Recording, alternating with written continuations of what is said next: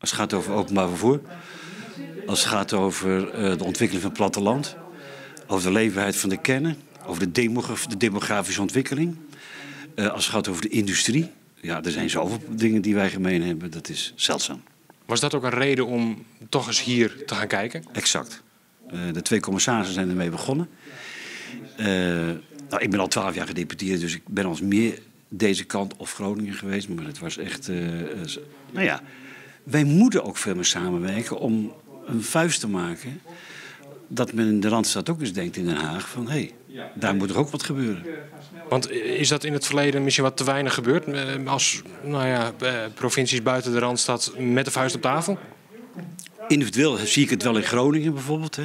Maar ik denk dat we met elkaar, zoals Flevoland, Drenthe, Groningen... dat we met elkaar eens goed om tafel moeten zitten van...